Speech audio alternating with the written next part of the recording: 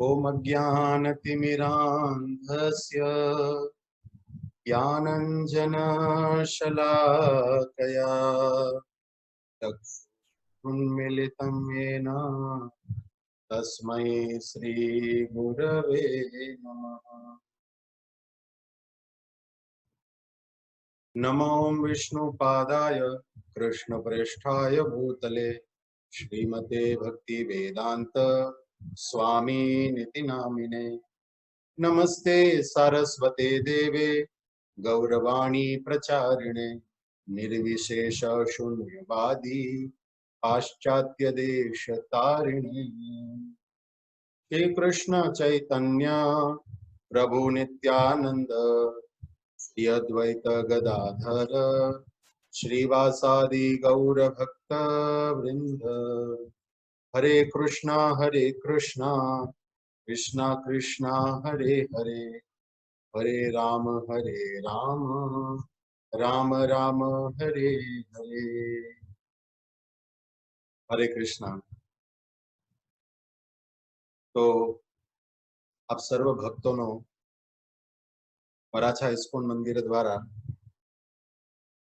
स्थापित आ कार्यक्रम में हार्दिक स्वागत करिए छीए। तो प्रथम तो श्री मूर्तिमान प्रभुना खूब खूब आभारी छे के जेओए अस्थगित जिंदगी में पण भगवान श्री कृष्ण की सेवा करवा माटेनो अवसर प्रदान कर्यो। आप सर्व श्रोतागणों चरणों में कोटि अभिवादन है, कोटि वंदन है।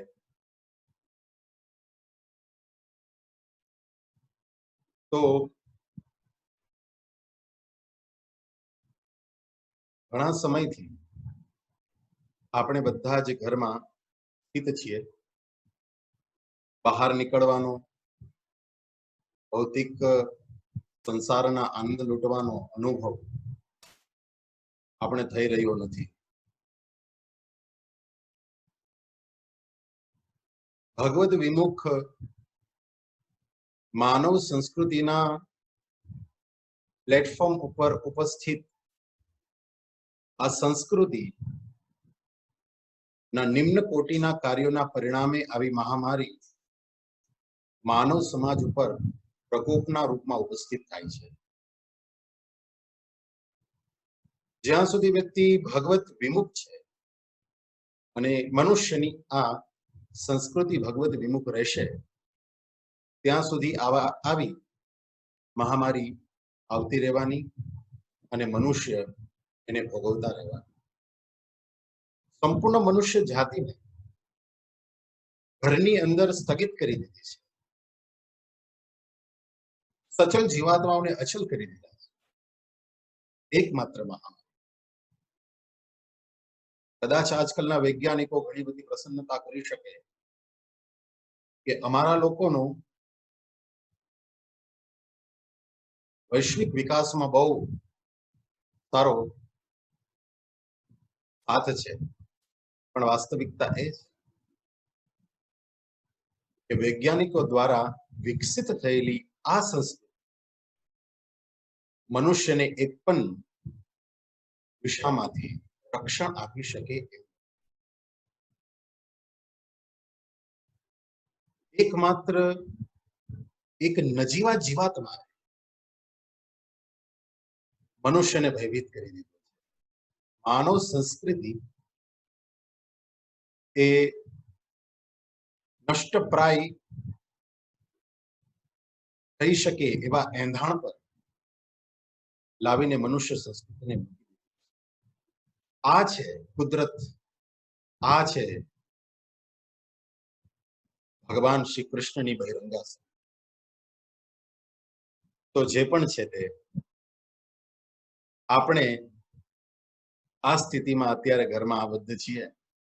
आओ तो कंईक विचार करवानो प्रयत्न करिए कि आ स्थिति में पण शुं करी शकाय के जेथी आपणुं जीवन सुखमय रही शके।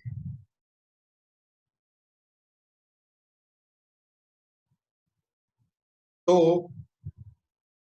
मनुष्य जीवन अत्यारे ज्यां घर में बद्ध छे આ બદ્ધ જીવન મનુષ્ય માટે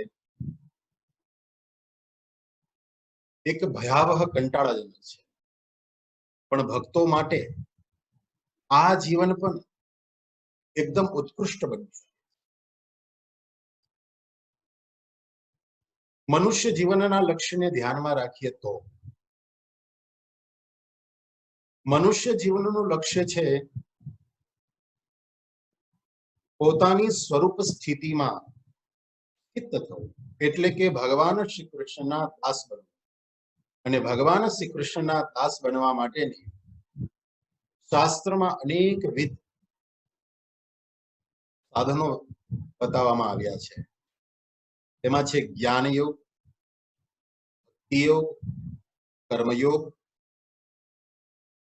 જ્ઞાન યોગ અને અષ્ટાંગ યોગ.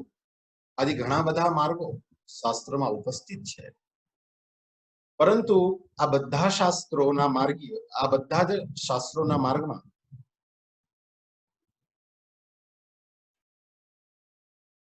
ભગવદ ભક્તિ સર્વ ઉત્કૃષ્ટ છે. કયું સાધન મનુષ્ય કરવા યોગ્ય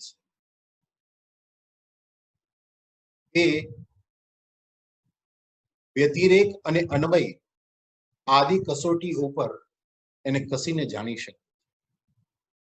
તો આવો આપણે જોઈએ કે ભક્તિ માર્ગ એ સર્વ ઉત્કૃષ્ટ માર્ગ છે અને કોઈ પણ પરિસ્થિતિમાં કરી શકે. અત્યારે આપણે આ બદ્ધ સ્થિતિમાં છીએ એ નીકળી નથી શકતા, પણ આ સ્થિતિમાં પણ ભક્તિ વ્યક્તિ કરી શકે છે અને ઉત્કૃષ્ટ ભક્તિ કરી શકે છે. એટલું જ નહીં, શ્રી કૃષ્ણને પોતાની તરફ આકૃષ્ટ પણ ભક્તિ માર્ગ જ સર્વ ઉત્કૃષ્ટ છે એવું શા માટે કહી શકાય? તો આવો એના વિશે થોડું જાણીએ. તો આ સ્ક્રીન ઉપર તમે જોઈ રહ્યા છો કે ભક્તિ માર્ગ જ એકમાત્ર એવો માર્ગ છે જે નિર્ભર કરવા યોગ્ય છે. કઈ રીતે? કોઈ પણ સાધનને 5 પ્રકારની કસોટી ઉપર કસી શકાય. તો એ 5 પ્રકારની કસોટીઓ આ સ્ક્રીન ઉપર ઉપલબ્ધ છે. એક છે અન્વય વિધિ, અને બીજી છે વ્યતિરેક વિધિ, ત્રીજી અન્ય નિરપેક્ષ, ચોથી સર્વત્રિકતા અને પાંચમી સદાતનત્વ. સર્વત્રિકતા નહીં પણ સાર્વત્રિકતા. તો જે સાધનને આ 5 કસોટીઓમાં કસી શકાય એ સાધન નિર્ભર કરવા યોગ્ય હોય છે. અન્વય વિધિનો અર્થ થાય છે, શાસ્ત્ર દર્શાવે છે કે એકમાત્ર આ જ વિધિ સિદ્ધિ પ્રાપ્ત કરવા માટે અભિષ્ટ છે. વ્યતિરેક વિધિ એટલે કે આ સાધનનો ઉપયોગ જો વ્યક્તિ કોઈ નહીં કરે તો એને સિદ્ધિ પ્રાપ્ત થશે નહીં. બીજું, સાધન અન્ય સાધનની અપેક્ષા રાખતું હોવું જોઈએ નહીં. સાર્વત્રિકતા, બધા લોકો બધા સ્થાનમાં અને બધી અવસ્થામાં પાલન કરી શકે એવું સાધન હોવું જોઈએ. સદાતનત્વ, દરેક સમયમાં પાલન થઈ શકે એવું. આ 5 કસોટીઓ પર જ્યારે કોઈ સાધનને કસવામાં ત્યારે એમાંથી સિદ્ધ થયેલું સાધન આપણે પરમ ઉત્કૃષ્ટ સિદ્ધિ પ્રદાન કરી શકે છે. તો એકમાત્ર એક જ એવું સાધન છે ભક્તિ, જે આ 5 કસોટીઓ પર સાર્થક બને છે. કારણ કે દરેક શાસ્ત્ર કહે છે કે ભક્તિ કરવાથી અભિષ્ટ સિદ્ધિ પ્રાપ્ત થઈ શકે. એ જ શાસ્ત્ર કહે છે કે તમે અન્યાન્ય ગમે તે સાધનનો ઉપયોગ સિદ્ધિ પ્રાપ્ત કરવા માટે કરો, પણ જો ભક્તિ નહીં કરો તો એ સાધન ફળ નહીં આપી શકે. પણ ભક્તિ એવું એક સાધન છે કે જે અન્યની અપેક્ષા રાખતું નથી, તે અન્ય નિરપેક્ષ છે. સાર્વત્રિકતા, ભક્તિ બધા લોકો બધા સ્થાનમાં બધી અવસ્થામાં કરી શકે. સદાતનત્વ, દરેક સમયે ભક્તિનું પાલન કરી શકે. કર્મ, યોગ, જ્ઞાન આ દરેક સમયે પાલનીય નથી. સાર્વત્રિકતા નો ગુણ યોગ, કર્મ અને જ્ઞાનમાં પણ નથી. અને યોગ, કર્મ અને જ્ઞાન એ અન્ય સાધનની અપેક્ષા પણ રાખે છે. એટલા માટે આ દરેક સાધનમાં સર્વ ઉત્કૃષ્ટ નિર્ભર કરવા યોગ્ય કોઈ સાધન હોય તે ભક્તિ માર્ગ છે. આ ભક્તિ માર્ગના 64 અંગો છે. એમાં 64 અંગોમાં એક અંગ છે 54મું અંગ, વૈષ્ણવ શાસ્ત્ર સેવા. તો આપણે જે ભક્તિ માર્ગમાં પ્રવેશ કર્યા છીએ તો વિધિ ભક્તિના જે 64 અંગો છે એનું નિશ્ચિતપણે આપણે પાલન કરવું જ પડશે. પ્રથમ છે ગુરુના ચરણોમાં શરણાગત થવું. એવા ઘણા બધા અંગો છે ભક્તિ, પણ એમાં એક 54મું અંગ છે વૈષ્ણવ શાસ્ત્ર સેવા. એટલા માટે આના વિશે થોડું ડિસ્ક્રિપ્શન કરીએ છીએ, કારણ કે અત્યારે એવો સમય મળ્યો છે કે વ્યક્તિ 24 કલાકમાંથી 18 કલાક સમય એ ફ્રી હોય છે. અને ઘણા લોકોનો પ્રશ્ન પણ હોય છે કે પ્રભુ અમને વાંચવા માટે સમય નથી મળતો. પણ આ એક એવું સદભાગ્ય છે કે વ્યક્તિ અનેક શાસ્ત્રોનું અધ્યયન કરી શકે છે. શાસ્ત્રનું અધ્યયન કરીને એ પોતાના જીવનમાં ભક્તિ નો વિકાસ કરી શકે. તો એટલા માટે કોઈ વ્યક્તિ હવે બહાનું ન કાઢી શકે કે અમારી પાસે વાંચવાનો સમય નથી. પણ જે વ્યક્તિ શાસ્ત્ર વાંચતું નથી તે વાસ્તવમાં જીવનનો ઉત્કૃષ્ટ લાભને ગુમાવી રહ્યા છે. કારણ કે ભક્તિના અંગોમાં 53મું 54મું અંગ છે વૈષ્ણવ શાસ્ત્રની સેવા. વૈષ્ણવ શાસ્ત્ર સેવામાં આપણે જોઈ શકીએ છીએ તે વૈષ્ણવ શાસ્ત્ર એટલે એવા શાસ્ત્ર જેમાં ભગવાનની શુદ્ધ ભક્તિ પ્રતિપાદન થાય. એવા શાસ્ત્રોની સેવા. તો સેવા શબ્દનો અર્થ શું કરી શકે? તો શ્રદ્ધા, નિયમપૂર્વક અનુશીલન, પ્રામાણિક ભક્તો પાસેથી સાંભળવું, અર્ચન પૂજન પૂર્વક અધ્યયન, તેના અંતસ્થ પ્રતિપાદ્ય વિષયને જાણવો, જાણીને શ્રદ્ધા રાખવી, જીવનમાં ઉતારવો, વૈષ્ણવ શાસ્ત્રનો જીર્ણોદ્ધાર કરવો, તેની સુરક્ષા કરવી, તેનું પ્રકાશન કરવું, પ્રચાર પ્રસાર શાસ્ત્ર સેવા અંતર્ગત સમાવિષ્ટ છે. તો આ છે શાસ્ત્રની સેવા. તો એમાં એક અર્ચન પૂર્વક અધ્યયન કરવું, આ એક શાસ્ત્રની સેવા છે. અનુશીલન પૂર્વક, શ્રદ્ધાપૂર્વક એનું અનુશીલન કરવું. અનુશીલન શબ્દનો અર્થ થાય છે એને અધ્યયન કરવું. એ પણ એક શાસ્ત્રની સેવા છે. અને આ શાસ્ત્રની સેવા એ ભક્તિનું અંગ છે. તો એટલા માટે કોઈ પણ પ્રકારના બહાના કાઢ્યા આપણે વૈષ્ણવ શાસ્ત્રની સંગતિ. તો શીલ પ્રભુપાદજી પણ લખે છે કે વૈષ્ણવ શાસ્ત્રો નું અધ્યયન કરવું એ જ વાણીનું તપ છે. અહીં એક શ્લોક ઉલ્લેખિત કરવામાં આવ્યો છે, અનુદ્વેગ કરમ વાક્યમ સત્યમ પ્રિય હિતમ ચયત સ્વાધ્યાય અભ્યસનમ ચૈવ વાંગમયમ તપોચ્ય. અત્યારે આપણે જે આબદ્ધ સ્થિતિમાં છીએ ત્યાં આપણે આ તપની અત્યંત આવશ્યકતા છે. ભગવાને 3 પ્રકારના તપ બતાવ્યા છે, શારીરિક તપ, માનસિક તપ અને છે વાંગમય એટલે કે વાણી.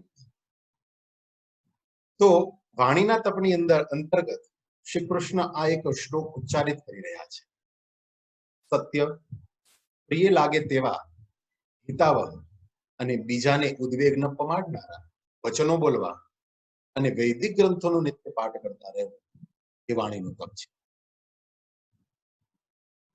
તો આની અંદર એક મહત્વનો મુદ્દો એ છે કે અત્યારે આપણે ઘરમાં એટલા બધા લોકો સાથે રહેતા હોઈએ, બની શકે કે લોકો સાથે અપ્રિય વચન, ઉદ્વેગ પમાડનારા વચનો આપણે બોલીએ તો ત્યાં આપણા વાણીના તપનો ભંગ થાય છે. એટલે ઉદ્વેગ પમાડનારું સત્ય, પ્રિય હિત વાક્ય બોલવું એ જ વાણીનું તપ છે. પણ બની શકે કે કેમાં આમાં આપણે સફળ ન થઈએ, કારણ કે ઘરની અંદર રહેતા જેટલા પણ લોકો છે એ નિશ્ચિત આપણા ઘણા બધા સમયના પરિચિત છે, અને એની સાથે કદાચ આપણે આવો ભક્તિમય વ્યવહાર ન કરી શકીએ. તો એટલા માટે વાણીનું એક મહત્વનું તપ બાકી રહે છે, અને એ છે અભ્યસન, સ્વાધ્યાય અને અભ્યસન. પ્રભુપાદજી લખે છે કે વૈદિક સાહિત્ય અપાર છે, તેનું અધ્યયન થવું જોઈએ, એ જ વાણીનું તપ છે. એટલે કે અત્યારે શાસ્ત્રનું અધ્યયન કરવું એ જ આપણી માટે તપ છે.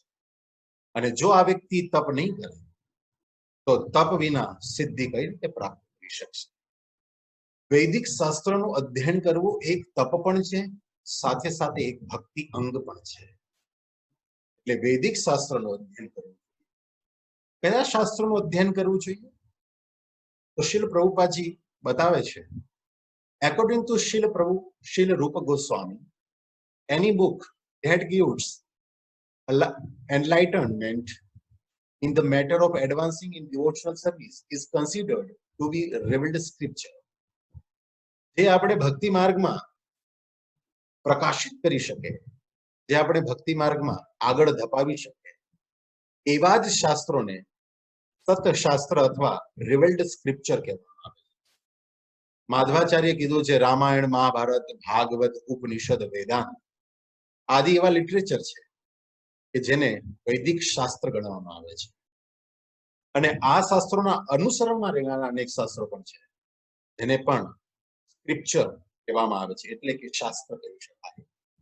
તો આ દરેકનું અધ્યયન કરવું એ આપણું સ્વાધ્યાય કરવું એ આપણું તપ છે, અને એ જ આપણું ભક્તિનું અંગ છે.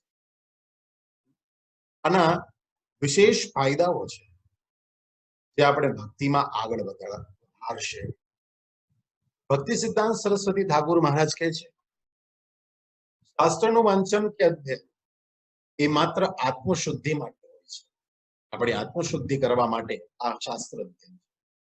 આત્મશુદ્ધિ માટે શ્રીમદ ભાગવતમ, ગીતાજી અને શ્રી ચૈતન્ય ચરિતામૃત આ ત્રણ અત્યંત મહત્વના ગ્રંથ છે.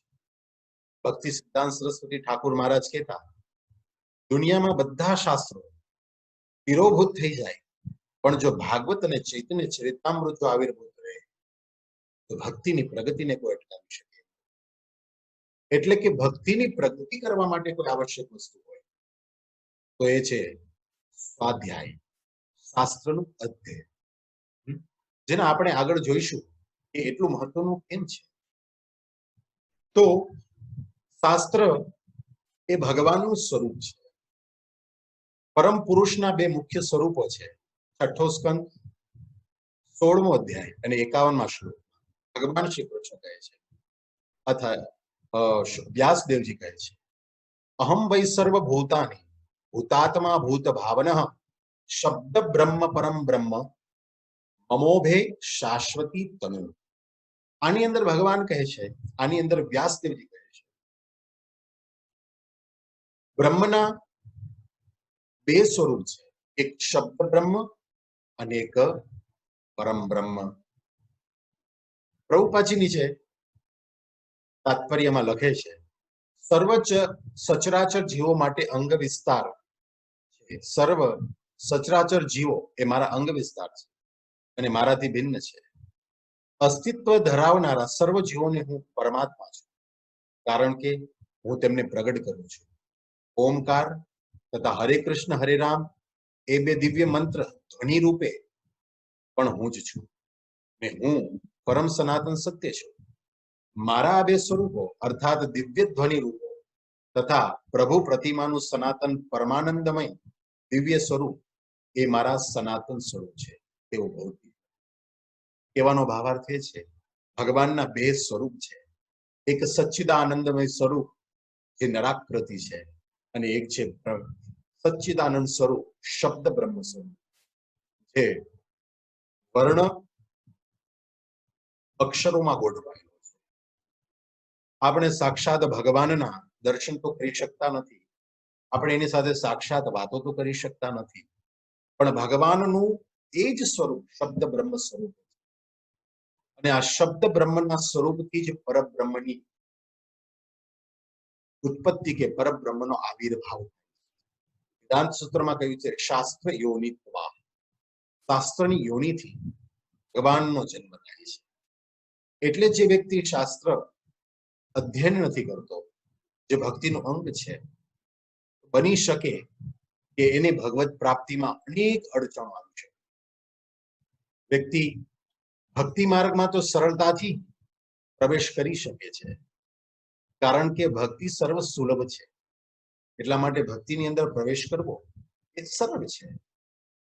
પણ ભક્તિમાંથી ભક્તિના જે 3 સ્વરૂપો બતાવ્યા છે, સાધન ભક્તિ, ભાવ ભક્તિ અને પ્રેમ ભક્તિ.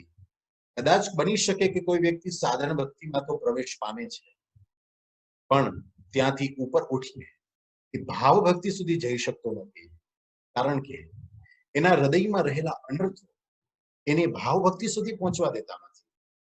પણ એ ભાવ ભક્તિ સુધી પહોંચવા માટે શાસ્ત્રોમાં અનેક એવી ચિકિત્સાઓ આપવામાં આવી છે, જેનો ઉપયોગ કરીને વ્યક્તિ અનર્થોથી દૂર થઈને ભાવ ભક્તિ સુધી, અને આ ભાવ ભક્તિના માધ્યમથી પ્રેમ ભક્તિ અને પ્રેમ ભક્તિના માર્ગથી કૃષ્ણ આવિર્ભૂત થશે. એટલા માટે કહ્યું છે શાસ્ત્ર યોનિત્વ, શાસ્ત્રના માધ્યમથી જ ભગવાનનો જન્મ. એટલા માટે આ એવું અંગ છે જેને ક્યારેય કોઈ અનદેખું ન કરી શકે. આ મહત્વની વાત એ જ છે કે આ સમયની અંદર આપણે શાસ્ત્રનું વાંચન કરીએ, શાસ્ત્રના માધ્યમથી, અને શાસ્ત્રના માધ્યમથી ભક્તિમાં આગળ વધવાના માર્ગને વધારે સુસજ્જ, સુદૃઢ કરીએ. એટલા માટે શાસ્ત્રમાં પ્રવેશ કરવો. અને શ્રી કૃષ્ણ પણ ભગવાન ભગવદ્ ગીતામાં કહે છે, જે શાસ્ત્ર વિધિને છોડીને પોતાની ઈચ્છા પ્રમાણે વર્તન કરે છે, એની ક્યારે સિદ્ધિ પ્રાપ્ત થતી. સિદ્ધિની વાત તો જવા દઈએ, સુખ પણ એને પ્રાપ્ત થતું નથી. એટલા માટે તો ભગવાને અર્જુનને કીધું, શાસ્ત્ર વિધિ અને શાસ્ત્ર પ્રમાણે જ કાર્ય શું છે અને અકાર્ય શું છે એ જાણીને તારે કંઈક કાર્ય કરવાનો વિચાર કરવો જોઈએ. આપણે પણ શાસ્ત્ર વિધિ પ્રમાણે જાણીને જ કયા કાર્યો કરવા જોઈએ, કયા કાર્ય ન કરવા જોઈએ, એનો વિચાર કરવો પડશે. તો શાસ્ત્રનું વાંચન અત્યંત આવશ્યક. તો શાસ્ત્ર પ્રમાણ દ્વારા આપણે આગળ વધવાનું છે અને શાસ્ત્રોને જાણવાના છે. તો અત્યારે ખૂબ સરસ મજાનો સમય છે આપણી પાસે કે આપણે એસી ભક્તિ વેદાંત સ્વામી શ્રી પ્રભુપાદજી દ્વારા લખાયેલા પુસ્તકોને વાંચીને આપણા જીવનના ભક્તિને સુદૃઢ કરીશું. શ્રીલ પ્રભુપાદજી વારે વારે કહે છે, મહાવાક્યોમાંનું એક વાક્ય છે, શું? Books are basis. ભક્તિમાં આગળ વધવા માટે બુક યાની કે ગ્રંથો મૂળભૂત પાયો છે. એટલા માટે શાસ્ત્રનો અભ્યાસ કરવો, શાસ્ત્રનું રીડિંગ કરવું એ આપણી માટે અત્યંત. આપણે આગળ જોઈએ, ભક્તિના 6 લક્ષણો છે, ક્લેશગ્નિ શુભદા, મોક્ષ લઘુતાકૃત સુદુર્લભા, સાંદ્રાનંદ વિશેષાત્મા, શ્રી કૃષ્ણ આકર્ષણી ચસા. ભક્તિના જે 6 લક્ષણો છે, ક્લેશગ્નિ અને શુભદા, આ 2 એવા લક્ષણો છે જે સાધન ભક્તિના છે. મોક્ષ લઘુતાકૃત અને સુદુર્લભ, આ છે ભાવ ભક્તિના લક્ષણો. અને સાંદ્રાનંદ વિશેષાત્મા, શ્રી કૃષ્ણ આકર્ષણી, આ ભક્તિ પ્રેમ ભક્તિના લક્ષણ. તો આપણે સાધન ભક્તિ કરતા હોઈએ ત્યારે ક્લેશગ્નિ અને શુભદાના ગુણ તો કદાચ આપણા અંતઃકરણમાં પ્રાદુર્ભૂત થશે. મોક્ષની લઘુતાકૃત એટલે કે મોક્ષની કામના કદાચ છૂટી જશે. પણ ભાવ ભક્તિમાં એક લક્ષણ એ છે કે તે સુદુર્લભ છે. જ્યાં સુધી વ્યક્તિના હૃદયમાં અનર્થ નિવૃત્તિ થતી નથી, નિષ્ઠા અને રુચિની પ્રાદુર્ભાવ થતો નથી, ત્યાં સુધી તે ભાવ ભક્તિને પ્રાપ્ત કરી શકે નહીં. એટલા માટે ભાવ ભક્તિને પ્રાપ્ત કરવા માટે અનર્થ નિવૃત્તિ કરવી અત્યંત આવશ્યક. સાધુ, શાસ્ત્ર અને ગુરુ, આ 3ના માર્ગથી આપણે અનર્થ નિવૃત્તિનો ઉપાય પ્રાપ્ત કરી શકીએ. પણ એમાંથી પણ સર્વશ્રેષ્ઠ છે શાસ્ત્ર. કારણ કે ગુરુ પણ કોણ છે? જે શાસ્ત્ર દ્વારા માર્ગદર્શન આપે. સાધુ કોણ છે? શાસ્ત્રના માધ્યમથી માર્ગદર્શન. એટલા માટે શાસ્ત્ર સર્વોપરી છે. કોઈ પરિસ્થિતિમાં ગુરુ અને સાધુનો સંગ ન કરી શકીએ, જે અત્યારની સ્થિતિ છે. તો એવી સ્થિતિમાં શાસ્ત્રોના માર્ગથી આપણી ભક્તિ આગળ વધી વિકાસ પામી શકે.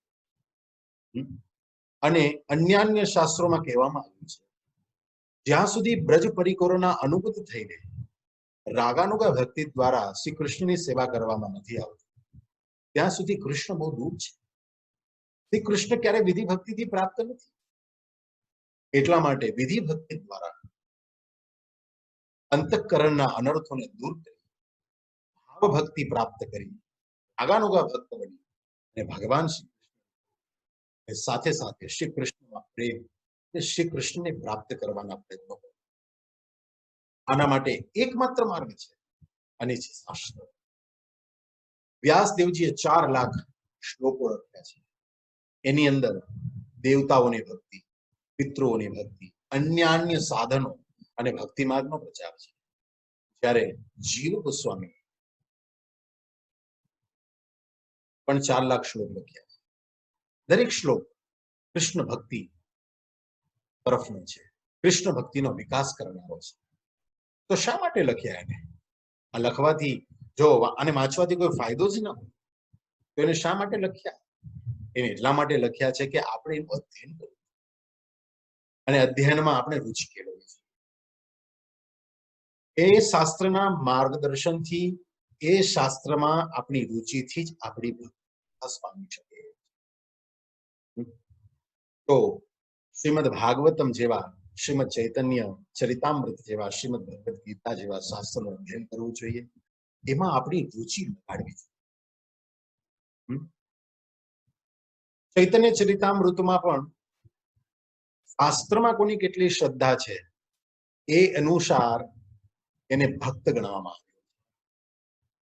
આગળ કહી રહ્યા છે, શ્રદ્ધાવાન જન હય ભક્તિ અધિકારી, ઉત્તમ મધ્ય કનિષ્ઠ શ્રદ્ધા અનુસાર. શ્રદ્ધા ના તારતમ્ય અનુસાર ભક્તોનો પણ ક્રમ હોય છે. જેની શ્રદ્ધા દૃઢ છે શાસ્ત્રમાં, એ વ્યક્તિ ઉત્તમ ભક્ત છે. જેની શ્રદ્ધા દૃઢ છે શાસ્ત્રમાં, ઉત્તમ અધિકારી છે. બંને વચ્ચેનો ભેદ એ છે જે આગળના શ્લોકોમાં કહેવામાં આવશે. અને કનિષ્ઠ એ છે કે જેની શ્રદ્ધા બહુ જ નિમ્ન કોટીની અને શ્રદ્ધા ક્યારેક નષ્ટ પણ થઈ શકે. આ તો શ્રદ્ધાના અનુસાર ભક્તોનું પણ ક્રમ હોય છે, ભક્તોની પણ સ્થિતિ હોય છે, ભક્તોનો પણ અધિકાર હોય છે. આગળ કહે છે, શાસ્ત્ર યુક્તિએ સુનિપુણ દૃઢ શ્રદ્ધાયાર ઉત્તમ અધિકારી છે.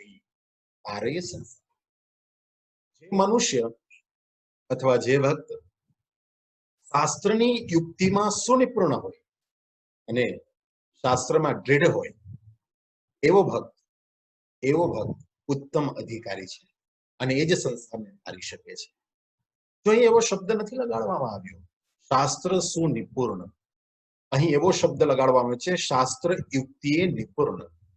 બની શકે કે કોઈ વ્યક્તિ સંસ્કૃતમાં એટલા બધા પંડિત ન હોય, પણ તો શું એ ભગવાનની ભક્તિમાં ઉત્તમ અધિકારી ન બની શકે? બની શકે. કારણ કે ભગવાનની ભક્તિમાં અધિકારી બનવા માટેનું એક લક્ષણ એ છે શાસ્ત્ર યુક્તિમાં સુનિપુણ.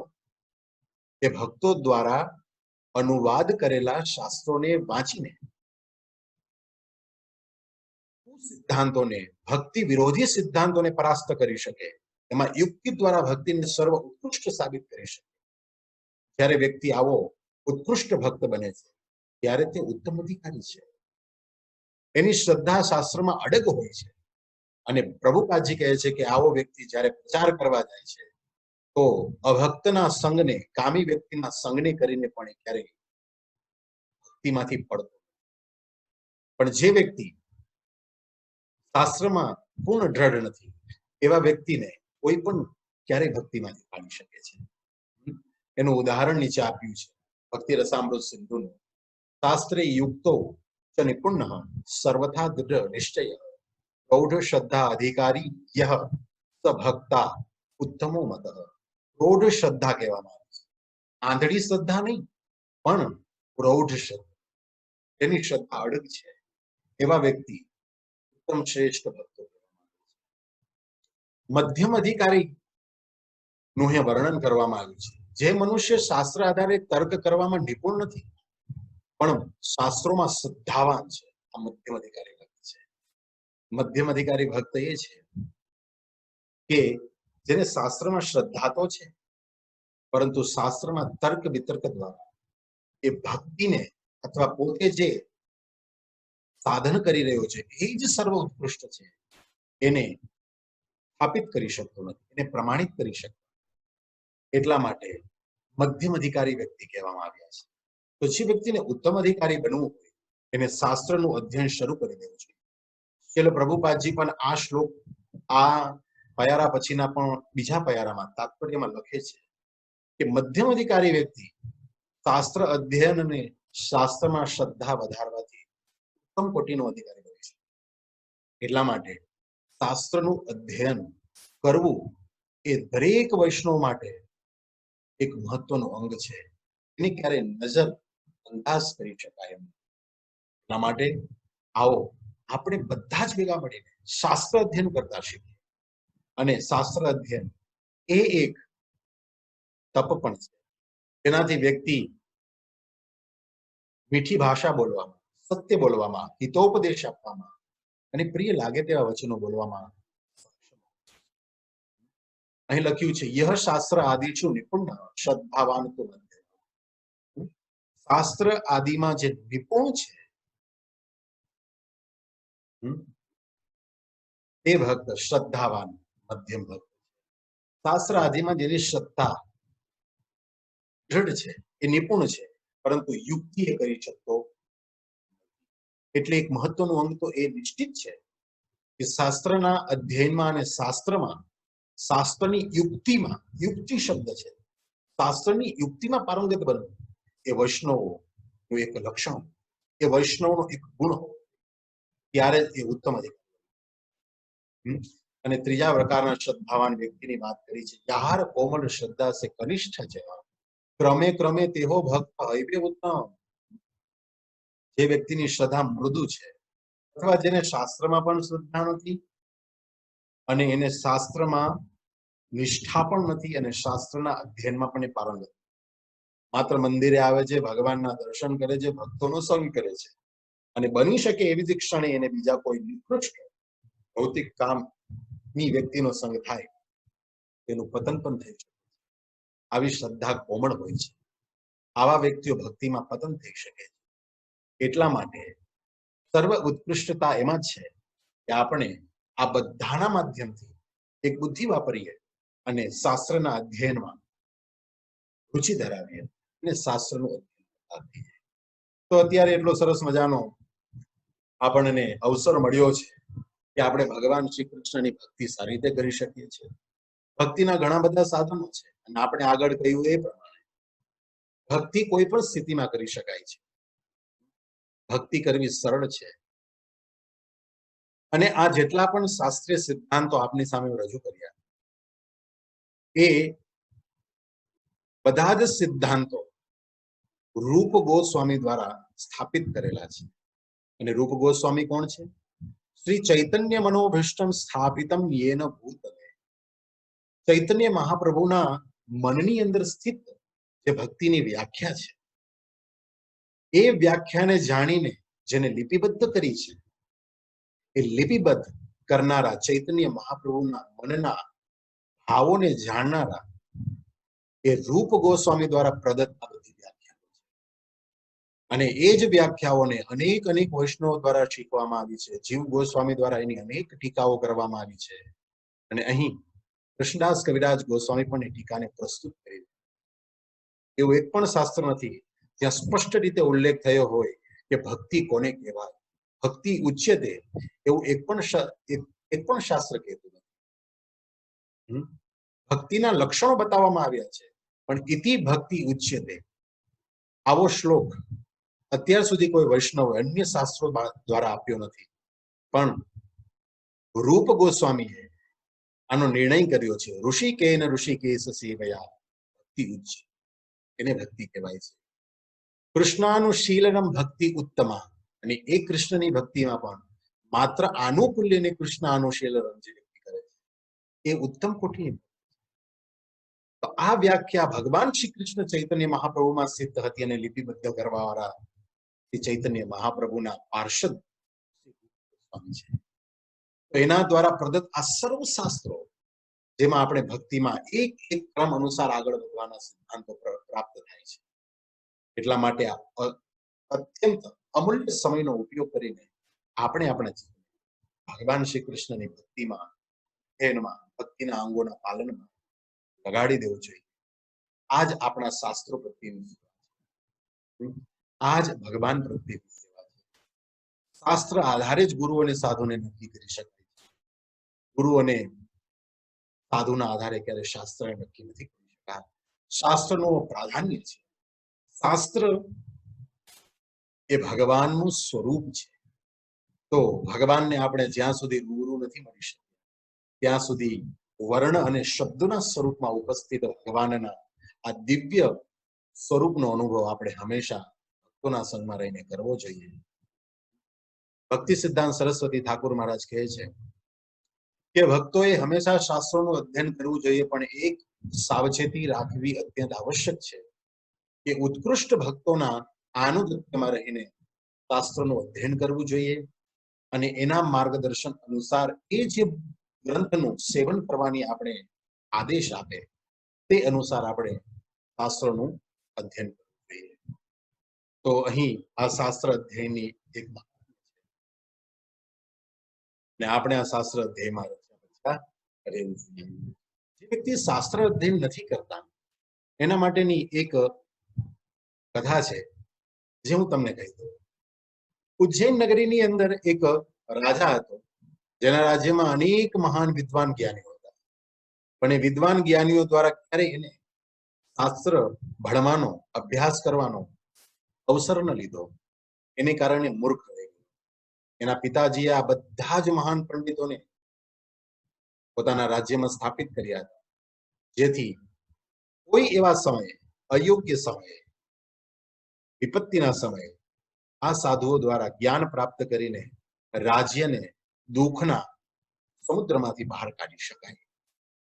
પણ આ રાજા, એનો દીકરો, એ ક્યારે શાસ્ત્ર ભણ્યો જ નહીં, અને પરિસ્થિતિ એ આવી ગઈ કે એને હંમેશા એવું જ લાગતું કે જેટલા પણ જ્ઞાનીઓ અહીંયા ઉપસ્થિત છે એ બધા માત્ર ને માત્ર પોતાનો પગાર લેવા માટે જ ઉપસ્થિત થાય છે.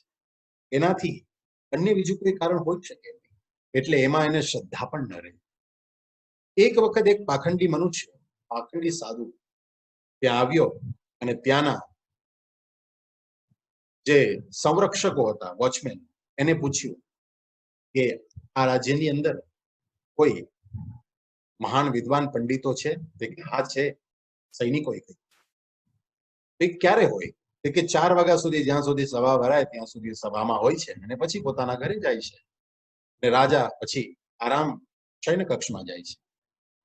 ત્યારે એ સૈનિકોને, એ વોચમેન, એ પાખંડી સાધુએ અમુક સુવર્ણ મુદ્રાઓ આપી અને કહ્યું કે એ રાજાને મને મળાવો. પણ જ્યારે વિદ્વાન પંડિતો ન હોય ત્યારે આવા પાખંડી સાધુઓ એટલા માટે જ હોય છે કે એને પણ સોના મોહરનો શોખ હોય છે. એને માત્ર ભૌતિક કામના સિવાય અન્ય કઈ અપેક્ષાઓ નથી. એટલે એને લાંચ રિશ્વત આપીને એ સૈનિકોને પોતાના પક્ષમાં કરી દીધા. સૈનિકો રાજા પાસે 4 વાગ્યા પછી ગયા અને કહ્યું કે એક સાધુ આપને મળવા માંગે છે, બહુ વિદ્વાન છે, એ માત્ર આપના દર્શન કરવા. એન કેન પ્રકારે એને રાજાને કન્વિન્સ કરી લીધા અને એ પાખંડી સાધુને એની પાસે અને કહ્યું કે રાજા, જ્યારે આ વિદ્વાનો તમારી સભામાં આવે છે ત્યારે એ મંગલાચરણ કરે છે? તેને કીધું હા કરે છે. કે કયું મંગલાચરણ? એ દર્શાવે મુજબ શુક્લામ વરધરમ શશી વર્ણમ ચતુર્ભુજમ પ્રસન્ન વદનમ ધ્યાયેત સર્વમ વિઘ્નમ ઉપશાંતયે. તો રાજા, તમને ખબર છે કે આનો અર્થ શું થાય? સાધુ રાજા કે ના ખબર છે. શું? તે કે આનો અર્થ થાય વિષ્ણુ. શુક્લામ બરધરમ વિષ્ણુ,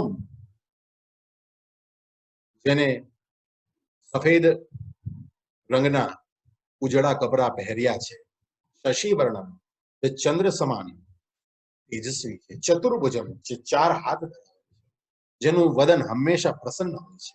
એનું હંમેશા ધ્યાન કરવું જોઈએ, દરેક પ્રકારના વિઘ્નને શાંત કરવા. પણ એ સાધુ પાખંડી હતો. એને કહ્યું કે આનો અર્થ થાય છે 1 રૂપિયો વિષ્ણુ નથી થતો. રાજાએ પૂછ્યું કઈ રીતે કહી શકો? કે શુક્લાંબરધરમ, 1 રૂપિયાનો વર્ણ કેવો હોય છે? શુક્લાંબર ધવલ હોય છે. શશી વર્ણમ, અને ચંદ્ર સમાન શોભાયમાન છે. ચતુર્ભુજમ, ચતુર વ્યક્તિઓ દ્વારા એ ભોજન અથવા ભોગવવા યોગ્ય છે. પ્રસન્ન વદનમ, એને પ્રાપ્ત કરવાવાળો વ્યક્તિ પ્રસન્ન થઈ જાય છે. એટલા માટે ધ્યાયે, એ રૂપિયાનો ધ્યાન કરો. સર્વ વિઘ્નમ ઉપશાંતય, એના રૂપિયા દ્વારા બધા વિઘ્નો સમાપ્ત થાય છે. રાજાને લાગ્યું કે અત્યાર સુધી જેટલા વિદ્વાન પંડિતો મારી સભામાં હતા એ બધા જ પાખંડી, બધાને કાઢી મૂક્યા, અને બધાનો 2 મહિનાનો પગાર આ પાખંડી આપી દીધો. સુવર્ણ મુદ્રાના રૂપમાં પાખંડી ચાલ્યો ગયો. અને બીજા દિવસે જ્યારે બીજા જ્ઞાનીઓ સભામાં આવ્યા ત્યારે પૂછ્યું કે આ શ્લોકનો અર્થ શું થાય? ત્યારે બધાએ કીધું વિષ્ણુ. રાજાએ બધાને કીધું હવે ક્યારે તમે મને નહીં દેખાતા, કારણ કે આનો અર્થ થાય છે 1 રૂપિયો. કોઈ સાબિત ન કરી શક્યો. બધા જ્ઞાનીઓ પોતપોતાના સ્થાને ચાલ્યા ગયા. ઘણો સમય થઈ ગયો. રાજાની રાજ્યસભા સાધુ પંડિત એને પૂછ્યું, રાજાની સભામાં કોઈ સાધુ છે? કે હા હતા તો ખરા, પણ અત્યારે નથી. તેનું કારણ શું? તેનું કારણ જે આપણે સાંભળ્યું એ મુજબ વર્ણન કર્યું. ત્યારે કહ્યું મારે એને મળવું છે. ત્યારે મહાન સાધુને મળવા માટે સૈનિકો એને લઈ ગયા. ત્યારે પૂછ્યું કે રાજા કયું મંગલાચરણ? શુક્લાંબરધરમ વિષ્ણુમ શશી વર્ણમ ચતુર્ભુજમ પ્રસન્ન વદનમ ધ્યાયેત સર્વમ વિઘ્નમ ઉપશાંતે. રાજાને પૂછ્યું આનો અર્થ શું થાય? પેલી વખત વિષ્ણુ કહ્યું, બીજી વખત કહે છે 1 રૂપિયો.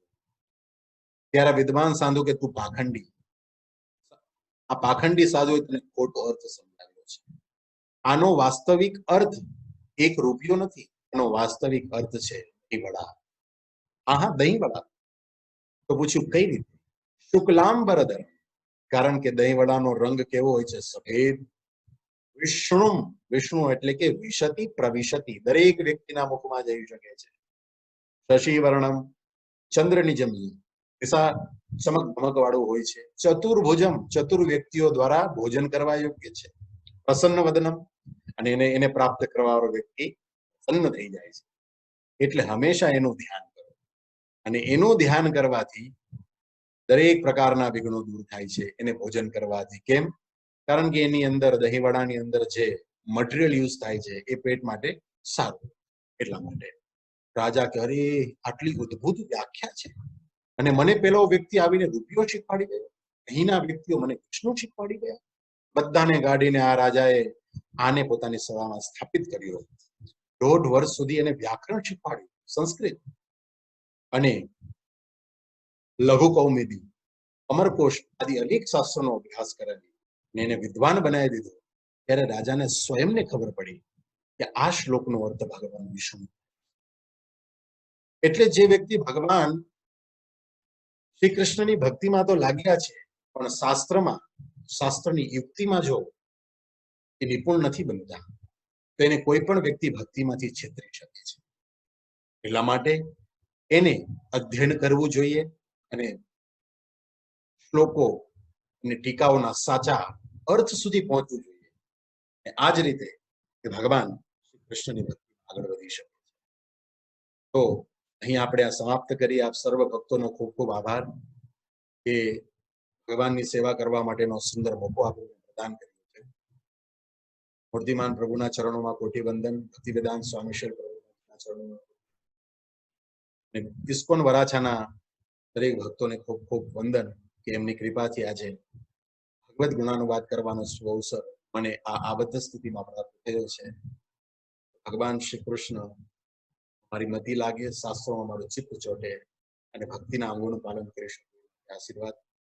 હરે કૃષ્ણ કૃષ્ણ હરે હરે રામ રામ રામ હરે.